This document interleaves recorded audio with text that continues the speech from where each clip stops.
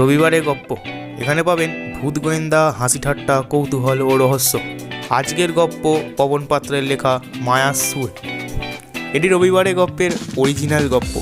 শুরু হচ্ছে মায়ার সুর।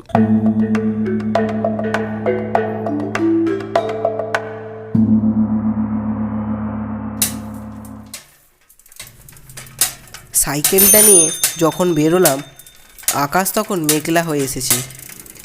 বৃষ্টি বোধহয় এক্ষুনি নামবে না। মাকে আসছি বলে রওনা দিয়ে দিলাম।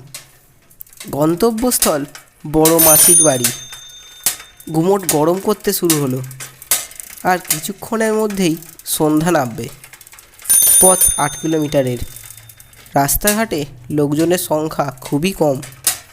যাও বা ছিল, ধীরে ধীরে যেন সব কমে আসছে। যেন কোনো অজ্ঞাত বিপদ শীঘ্রই আসতে চলেছে। সবাই সেই বিপদের কথা জানলেও আমি জানি না। এই সব ভাবতে ভাবতেই পরেশনাথ মিষ্টান্ন ভাণ্ডারের কাছে এসে উপস্থিত হলাম। সাইকেল থেকে নেমে দোকানে ঢুকলাম। খোঁড়া দাদাটা বাদে আর কেউই দোকানে নেই। একটু হেসে দাদা জিজ্ঞেস করলেন, কিরে? এই তো মাসির বাড়ি যাব। 10টা পান্তুয়া দাও আর 5টা আঙ্কেল চিপস।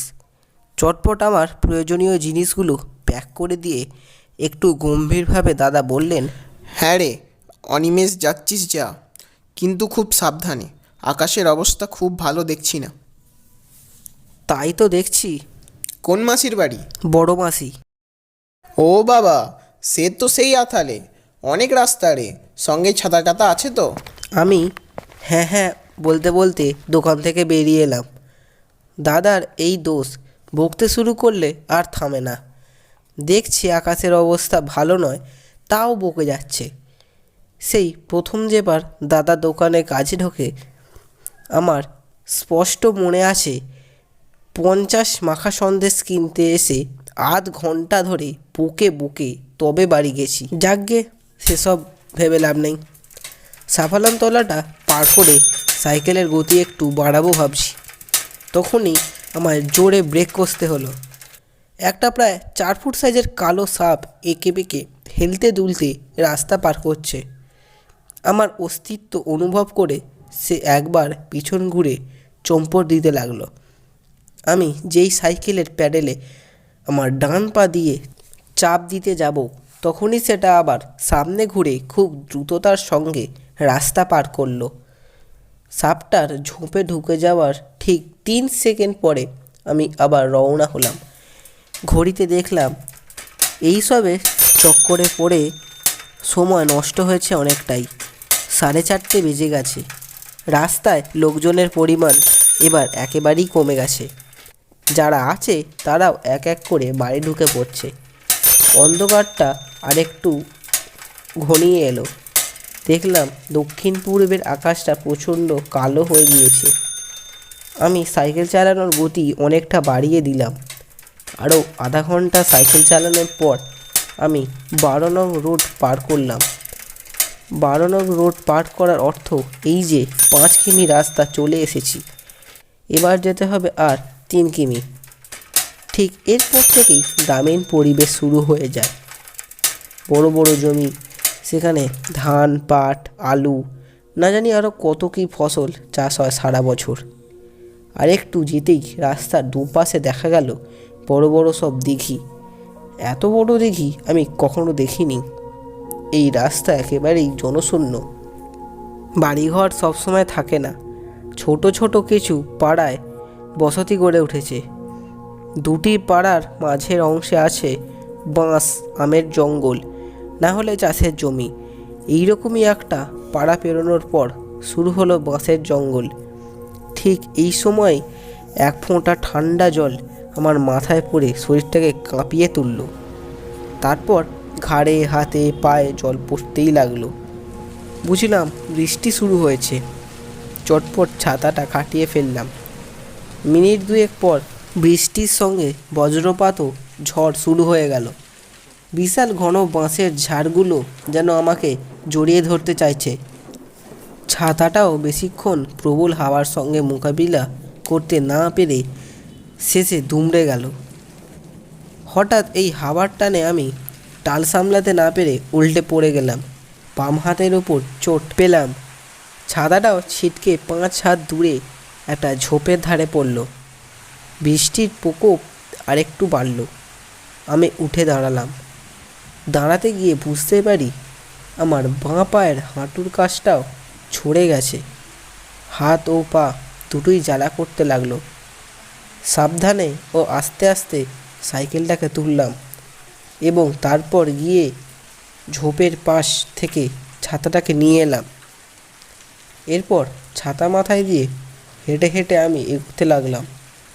টাটকা কেনা পান্তুয়ার প্যাকেট ফেটে গিয়ে পান্তুয়াগুলো রাস্তা দিয়ে গড়াগড়ি খেতে লাগলো। ওগুলো অন্য কোনো প্রাণীর আজ রাতের ডিনার হবে। চিপসের প্যাকেটগুলোর যদিও কোনো ক্ষতি হয়নি। এইসব ভাবতে ভাবতে আমি হেঁটে হেঁটে অগ্রসর হতে লাগলাম। ছাতাটাকে মাথার কাছে আরেকটু নামিয়ে ধরলাম। মিনিট 2 হাঁটবার পর লক্ষ্য করলাম কে যেন আমায় ডাকছে।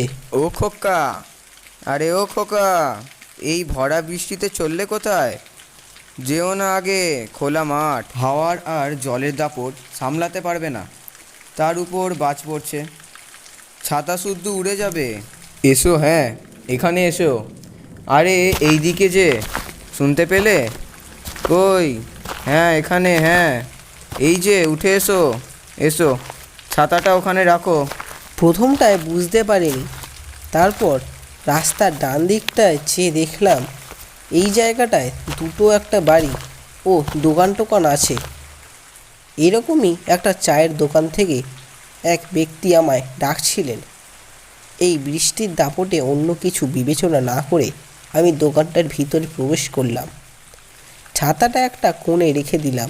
দোকানদারের নির্দেশ মতো শহরের দিকে কারেন্ট না যাওয়ার এই গাঢ় অন্ধকারে চোখটা প্রথমে ধাতস্থ হচ্ছিল না। এমন সময় দেখি দোকানদার আমার দিকে 1 কাপ ধোঁয়াওয়ালা গরম চা বাড়িয়ে দিয়েছেন। আমি বললাম, আগে আমার কাছে টাকা নেই যে। বলে কি রে, শহরের ছেলের কাছে টাকা নেই? বলে রে ভাই, টাকা তোমায় দিতে হবে না, তোমার যা ইচ্ছা হচ্ছে খাও, কোনো অসুবিধা নেই। প্রথমে আমি একটু অবাকই হলাম। তারপর কোনো এক অজানা আশঙ্কাতে আমার বুকের ভেতরটা হঠাৎই ধরাস করে উঠল। এরা কে? এরা কি আদৌ সত্যি ভালো মানুষ, না এদের কোনো অন্য উদ্দেশ্য আছে? হঠাৎই দোকানদার আমার দিকে তাকিয়ে একটু অদ্ভুতভাবে হেসে উঠল। কি হে বাবা, কিছু বলছো না যে? ভয় পেলে নাকি? আমার ভিজে যাওয়া শরীরটা যেন ঠান্ডায় ভারী হয়ে যেতে লাগলো। আমি পাথরের মতো জমে গেলাম। হাত পা অসাড় হয়ে গিয়েছে। দোকানের লোকগুলি হেসেই চলেছে। দোকানদার এবার তার কাঁধের গামছাটায় হাত মুছতে মুছতে এক পা করে আমার দিকে এগিয়ে আসলো। এই কিছু সেকেন্ড সময়ও আমার অনেক বছরের মতো মনে হতে লাগলো। বুঝলাম এই 14 বছর বয়সী ছেলেটাকে এরা রাস্তাঘাটে একা পেয়েছে। সুযোগ ছাড়বে কেন? এক্ষুনি হয়তো আমাকে কিডন্যাপ করবে। এইবার দোকানদার তার হাত দুটো আমার কাঁধে রেখে বলল,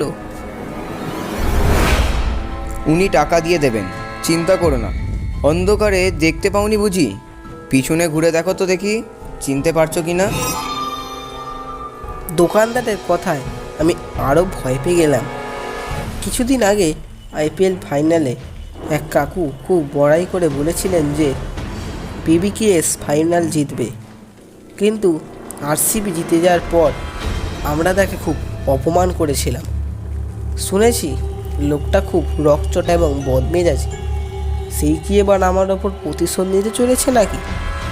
কিন্তু আমি তো শুধু RCBর জার্সি পরে বন্ধুদের সঙ্গে গিয়েছিলাম। ভয় ও উত্তেজনার সঙ্গে আমি পিছনে ঘুরলাম। দেখি তো, আরে তাজ্জব ব্যাপার, এই লোকটাকে আমি চিনি। বড় মেসো তুমি? তুমি? আমার গলা শুকিয়ে গেছে। আমি কোনো ক্রমে ঢোক গিলে বললাম, বড় মেসো তুমি এখানে কি করছো? আমার এই প্রশ্নটা শুনেই দোকানে উপস্থিত সবাই হো হো করে হেসে উঠল।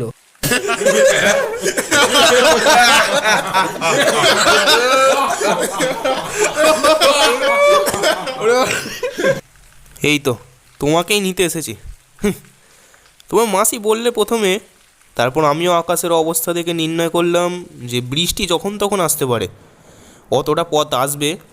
তাছাড়া তুমি যা ভিতর ডিম হয়েছো, বুঝেই ছিলাম এই ঝড় বাদলার দিনে সামলাতে না পেরে দেখবো শেষটা অজ্ঞান টজ্ঞান হয়ে পড়ে আছো কোথাও। তাছাড়া আমাদের গ্রামেগঞ্জে এমনিতেও একবার কারেন্ট গেলে আর আসবে না। ভর সন্ধেবেলা গাবতলার কাজটা দিয়ে এই অন্ধকারে যাওয়ার সময় তোমার ভয়ে অবস্থা খারাপ হয়ে যেত। নিমাই, একে একটা কড়া করে চা দে তো, একটা ডিমও ভেজে দে। আর অনিমেষ, ওইখানে বেঞ্চিরা বসো তো। এ পাঁচু, একটু ওকে বসতে দে, সর এখান থেকে। দে দে দে সর। হ্যাঁ, সে কতখানি পর সাইকেল চালিয়ে আসছে ছেলেটা। এই নাও তো অংশুমান, একটিবার টর্চটা মেরে দেখো তো দেখি খোকা ওইখানে পড়ে গেল, কোথাও কেটে ফেটে গেল নাকি। তোমার কাজটা শুরু করে দাও। হ্যাঁ, এই যে দেখি তো খোকা। হ্যাঁ, হাতটা একটু ছড়েছে, পায়েতেও। হ্যাঁ, এই তো। এরপর আমার সমস্ত ভয় কেটে গেল। বৃষ্টি আরও বেড়ে গেল। অংশুমান ডাক্তার আমার কাটা জায়গাগুলো ধুয়ে তাতে প্রথমে স্যাভলন দিয়ে কি একটা যে করলেন জানি না, তারপর বেটাডাইন লাগিয়ে ব্যান্ডেজ করে দিলেন। কাটা জায়গাগুলো প্রচণ্ড জোরে জ্বালা করতে লাগলো। আমার পাশে বসা পাঁচু নামে ছেলেটি বলে উঠল, এই যে হারুদা, এমন বৃষ্টি পড়েছে বাইরে, এমন সময় একটা ভূতের গল্প কেমন হবে গো? দোকানদার মাথা নেড়ে পাঁচুদার কথায় সায় দিল। এতক্ষণে আমার চোখটা একটু ধাতস্থ হওয়ায় আমি সবাইকে দেখতে পাচ্ছিলাম। তাছাড়া দোকানের ভিতর কি একটা জ্বলছিল। প্রথমে আমার মনে পড়েনি, পরে মনে পড়ল ওটাকে হ্যারিকেন বলা হয়। এমনিতে বাইরে খুব একটা ঠান্ডা নেই, নেহাতি আমি ভিজে গেছি বলে আমার সামান্য ঠান্ডা লাগছে। কিন্তু দেখলাম এক বৃদ্ধ চাদর মুড়ি দিয়ে কাঁপা কাঁপা গলায় বলে উঠল, ঠান্ডা লাগছে, এইরকম পরিবেশে গরম চার সঙ্গে হারুর গল্প জমে যাবে। আমি একদিন হারুর গল্প শুনিনি। আরে হারু, আজ না তো কাল মরেই যাবো, এই বুড়ো বাপটার এই অনুরোধটা রাখবি না। না না না কাকা বাবু, এইসব কথা বলবেন না তো। কথায় কথায় খালি চলে যাব, মরে যাব। আর পাঁচু, তুইও বড্ড পেকেছিস আজকাল। দোকানদার আপত্তি তুলে বলল, না না হারুদা, আপনাকে আজ একটা গল্প বলতেই হবে, নাইলে আজ আপনাকে ছাড়ছি না।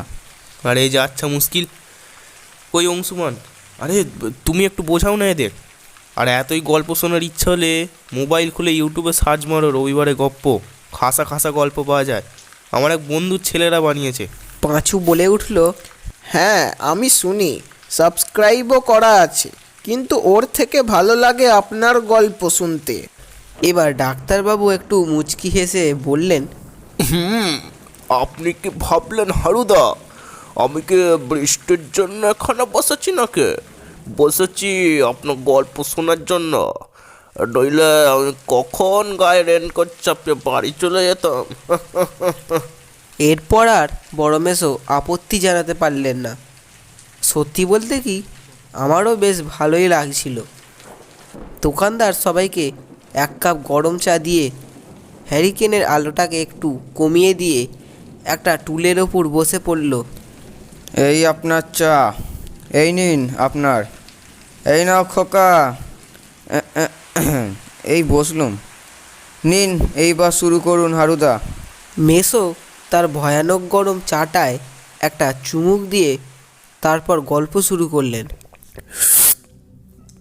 যখনকার কথা, তখন আমার বয়স মাত্র 18 বছর। সালটা সম্ভবত 1986। বাবার এক বন্ধুর পরামর্শে আমাকে বাবা রেলের কাজে ঢুকিয়ে দেন। ম্যাট্রিক পরীক্ষায় আমার নম্বর বেশ ভালো ছিল। তখনকার দিনে ম্যাট্রিক পাস দেওয়া মানেই চাকরি পাকা, তার উপর ভালো নম্বর পেলে তো কথাই নেই। এমন সময় দোকানদার বলে উঠলেন, বাহ, তখনকার দিনের সব আলাদাই ব্যাপার স্যাপার ছিল। কি বলিস পাঁচু, আফসোস হয় যদি হারুদার আমলে জন্মাতাম, তাহলে একটা মানে একটা হয়ে যেতাম। এই চায়ের দোকান তাহলে আর চালাতে হতো না আর। পাঁচু প্রথমে এ কথায় সায় দিলেও পরে আপত্তি জানিয়ে বলল, তাহলে আর আজকে এখানে আড্ডা দেওয়া হতো না। তোরা একটা বকিস কেন? তুই শুরু কর হারু। মেসো এবার বলতে শুরু করলেন। ভালো নম্বরের জন্যই আমার একটা ছোটোখাটো কাজ জোগাড় হয়ে গেল। প্রথম কয়েকটা দিন বালি স্টেশনে টিকিট কাটার কাজ পাই।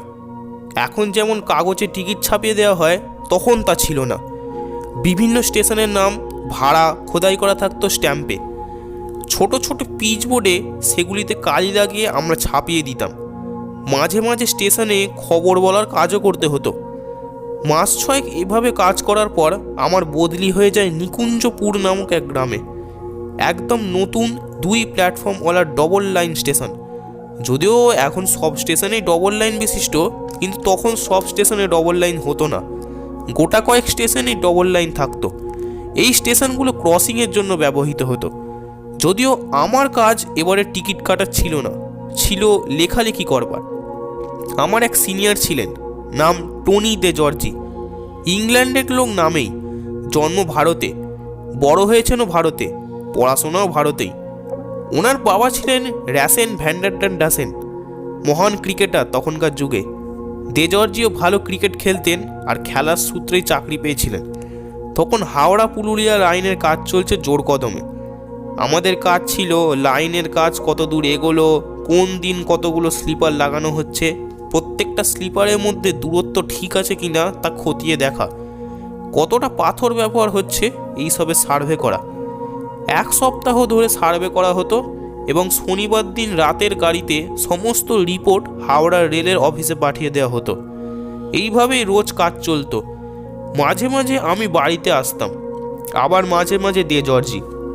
কিছুদিন আমাদের বেশ দূরে দূরে সার্ভে করতে যেতে হতো। বুঝতেই পারছো, লাইনের কাজ যত এগোচ্ছিল নিকুঞ্জপুর থেকে দূরত্ব ততই বেড়ে চলেছিল। দে জর্জি 2 বার চিঠি দিলেন, কিন্তু আমাদের পরের স্টেশনে বদলি হলো না। মাসখানেক এভাবে চলবার পর একটি বড় সাইজের তাঁবু পাঠানো হলো হাওড়া থেকে। এরপর আমরা সেই তাঁবু নিয়ে ঘুরতে লাগলাম। যেদিন অনেক রাত হয়ে যেত সেদিন রাতে তাঁবু খাটিয়ে শুয়ে পড়তাম। 2 মাস এভাবে দিব্যি কেটে গেল, কোনো অসুবিধা হয়নি। একদিন নিকুঞ্জপুর থেকে 28 মাইল দূরে একটা জায়গায় সার্ভের কাজ চলছিল। কাজ শেষ হতে হতে রাত 9টা বেজে গেল। এত রাতে এতটা পথ ফিরতে হতো, আবার পরদিন এখানেই আসতে হতো। এই ভেবে আমার ও দে জর্জির মধ্যে আলস্য এসে গেল। যেসব কুলিরা পাথর বওয়ার কাজ করত তাদের একজনকেই আমরা রাতের খাবার এনে দিতে বললাম। দে জর্জি সর্বদাই এইসব কাজের জন্য একটু অতিরিক্ত পারিশ্রমিক দিতেন। তাই কোনো দিনই কোনো কুলি খাবার এনে দেওয়া বা দে জর্জির ফাইফরমাস খাটার জন্য কোনো অজুহাত দেখায়নি বা কোনো গুইগাই করেনি। প্রথমবার এই অজুহাতের ব্যাপারটা ঘটল সেই দিন রাতে। 3 জন ভালো ও বিশ্বস্ত কুলি জ্বর, পেট খারাপ, ছেলের অসুখ এইসব অজুহাত দেখিয়ে চলে গেল। শেষে প্রীতম সিং বেয়ারা নামে এক ছোকরা কুলিকে আমরা পাকড়াও করলাম। দে জর্জি গলা উঁচিয়ে বললেন, এই ছোকরা, তোর সাহস তো কম নয়। তুই জানিস আমি কে? চাইলেই আজ এক্ষুনি তোর চাকরি চলে যেতে পারি। তুই আমার কথা অমান্য করছিস, আমাকে হুমকি দিচ্ছিস। আমি টনি দে জর্জি। বল, তোর নাম কি, বাড়ি কোথায়? I don't like stupid like you. আগে স্যার, না স্যার, মানে মানে মানে মানে মানে কি মানে মানে মানে করছো? আমি বলে উঠলাম, তুমি তোমার বসের কথা মেনে চলছো না?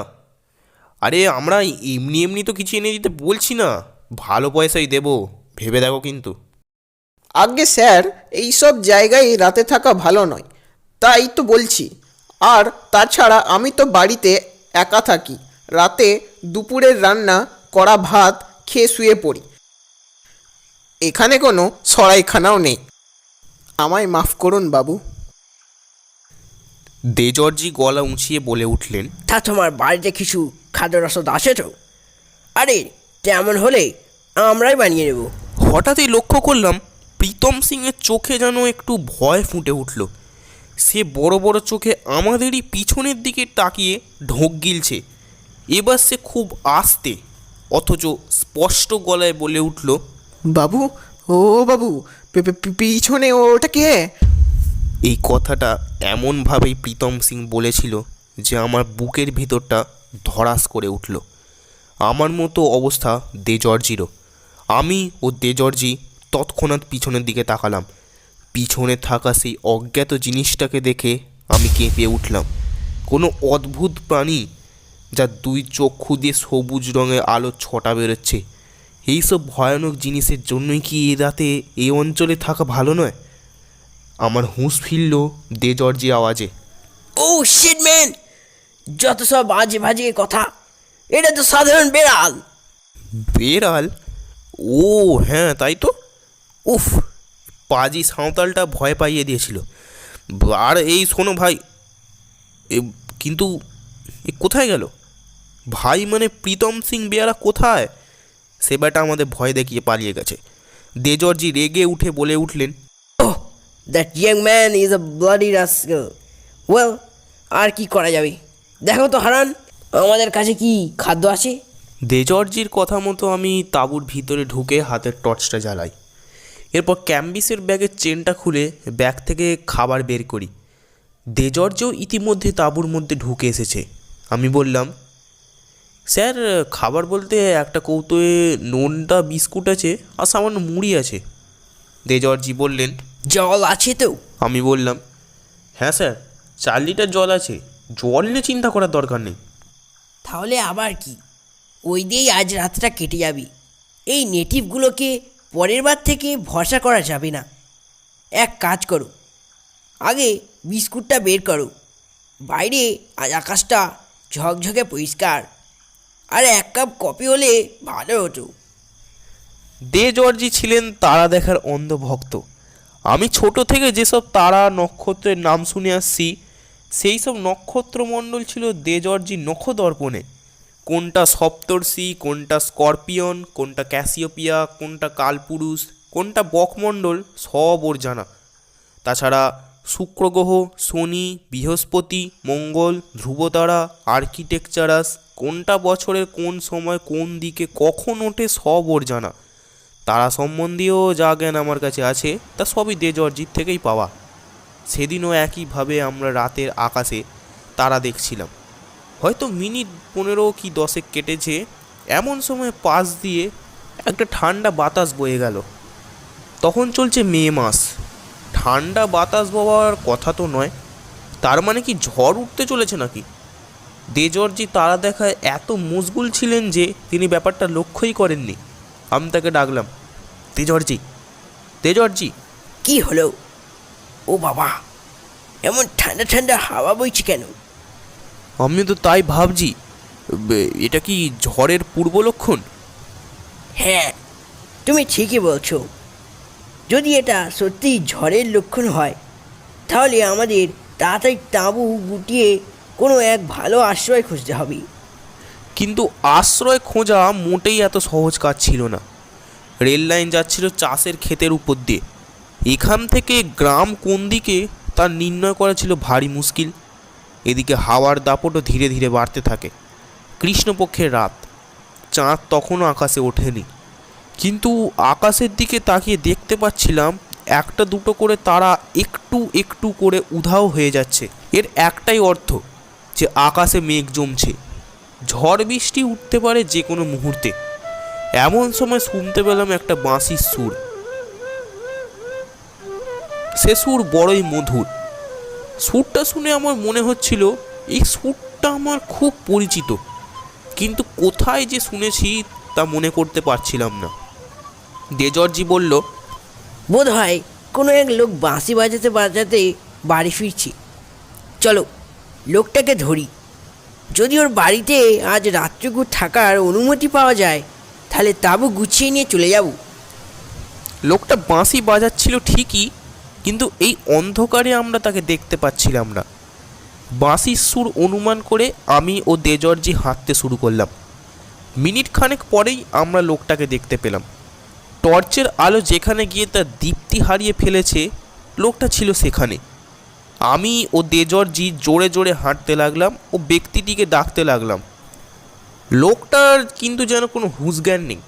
সে একইভাবে আপন মনে বাঁশি বাজিয়ে যেতে লাগলো। এবং আমরাও তার পিছন পিছন চলতে লাগলাম। কিছু দূর এভাবে যাওয়ার পর সে লোকটা তার হাঁটার গতি বাড়িয়ে দিল। আমরাও আরও জোরে জোরে হাঁটতে লাগলাম।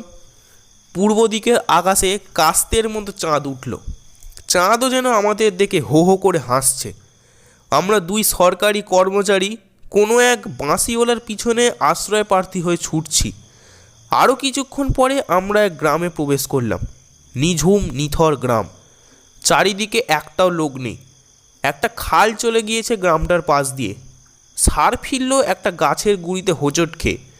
আমি হুমড়ি খেয়ে সামনে পড়ে গেলাম। এই রে স্যার, আমার চিৎকারে দে জর্জিও ঘুরে দাঁড়ালো।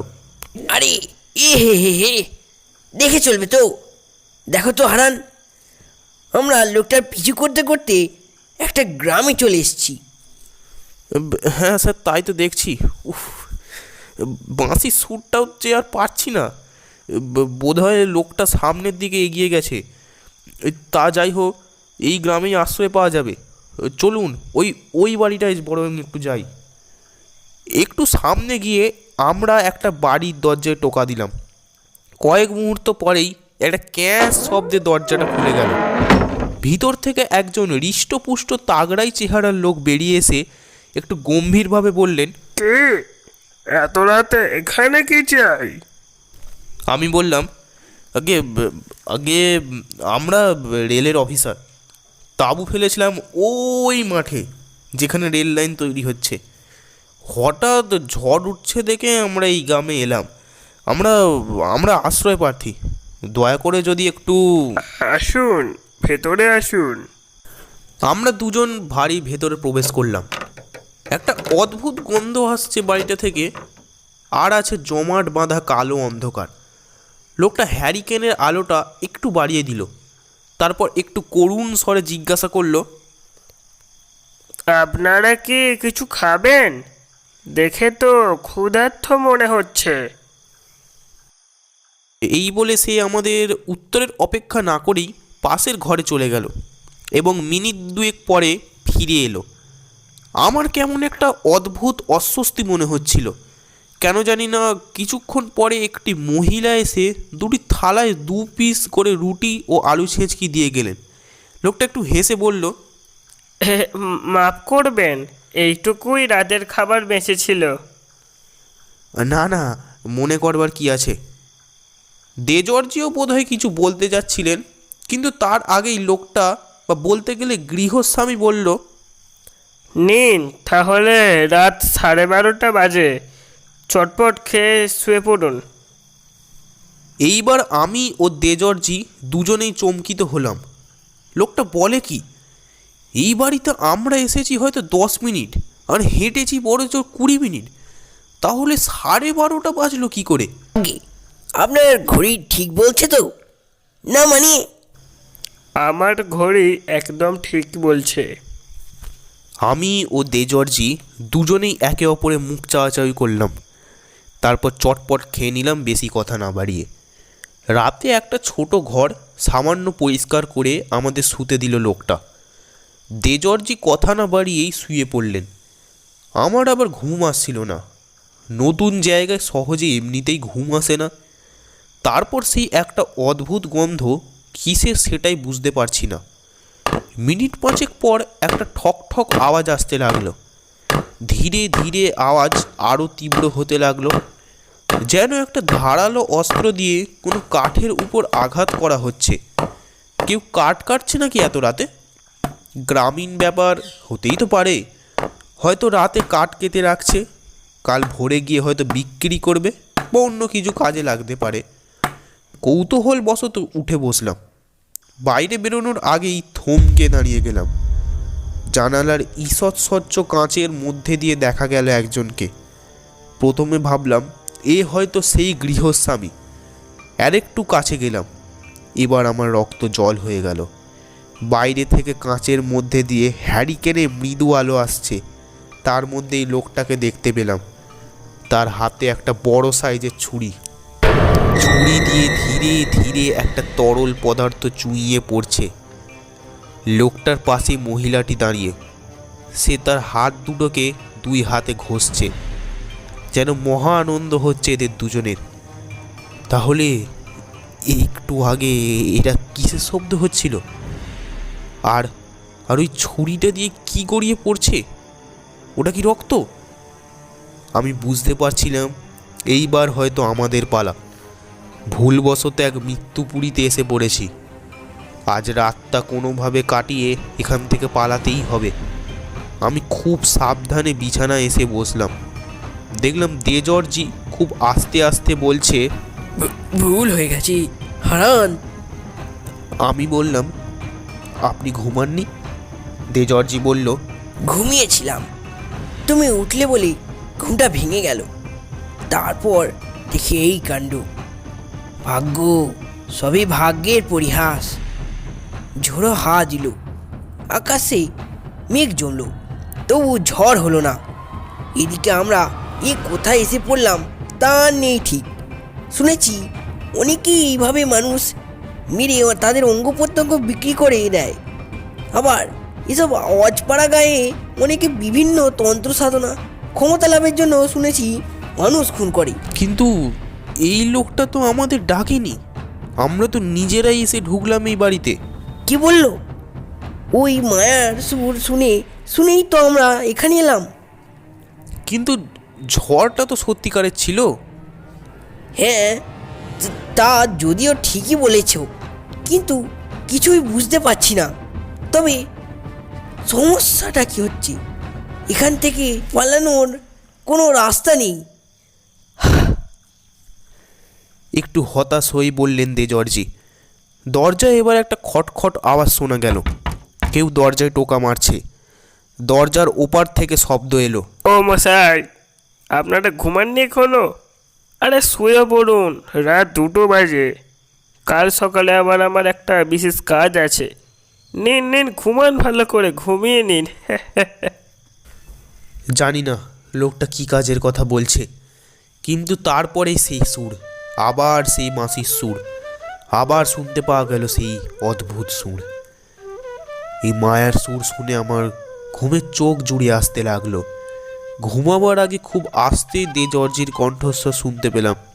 সে বলছে, হারান, হারান, ঘুমলে চলবে না, জেগে থাকতে হবে। ঘুম ভাঙলো পরদিন সকালে।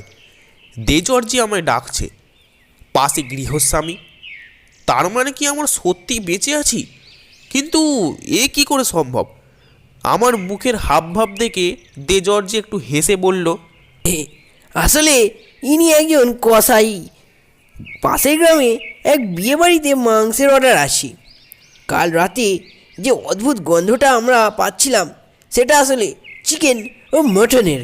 হে হে হে হে হে হে হে।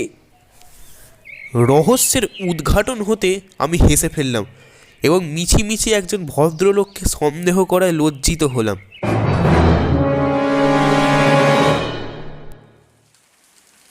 এতটা বলে থামলেন বড় মেসো। আমি জিজ্ঞাসা করলাম, তাহলে ওই বাঁশি কে বাজাচ্ছিল? বড় মেসো বললেন, সে রহস্যের উন্মোচনও একটু পরেই হয়ে গেল। গৃহস্বামীর সঙ্গে আমরাও বাড়ি থেকে বেরিয়ে পড়লাম। গ্রামটার শেষের দিকে একটা ভাঙা বাড়ি দেখতে পেলাম। বাড়িটার মধ্যে থেকে বড়ই অদ্ভুত গন্ধ আসছিল। আমি ও দেজর্জি কৌতূহলের বশেই বাড়িটার ভেতর প্রবেশ করি। গিয়ে দেখি সেখানে একটা লোক মরে পড়ে আছে। লোকটা যে পাগল তাতে কোনো সন্দেহ নেই। লোকটা মরেছে অন্তত 2-3 দিন আগে, কারণ তার দেহটা পচে ফুলে গেছে। লোকটাকে দেখার পর আমি ও দেজর্জি দুজনেই একে অপরের দিকে দেখলাম। আর তারপরেই লোকটার পিছন থেকে পাওয়া গেল একটা বাঁশি। গল্পটা শোনার পর বড় মেসোকে আমি জিজ্ঞাসা করলাম, আচ্ছা, তাহলে ওই পাগল লোকটাই কি বাঁশি বাজাচ্ছিল? হ্যাঁ, হতেই পারে তা। চলো অনিমেষ, বৃষ্টি থেমে গেছে, চলে আসো। তোমরা সব বাড়ি যাও হে, আজকের গল্প এখানেই শেষ। গল্পটা যেন শেষ হয়েও শেষ হলো না। এ কথা আমি বড় মেসোকে বলতে চেয়েছিলাম, কিন্তু আর বলা হয়নি। শুনলেন রবিবারের গপ্প অরিজিনালে পবন পাত্রের লেখা মায়ার সুর। গল্প পাঠে ও গৃহস্বামী চরিত্রে অর্ণব। গল্পের সূত্রধার ও বড় মেসো পবন, টনি দে জর্জি জয়দীপ, মিষ্টির দোকানের দাদা পাঁচু ও প্রীতম সিং বেয়ারার চরিত্রে শামীম, চায়ের দোকানের মালিক দেবজ্যোতি। আবারও ফিরব ঠিক পরের রবিবারের গপ্পে, ঠিক সকাল 10টায়। ততদিনের জন্য গুড বাই।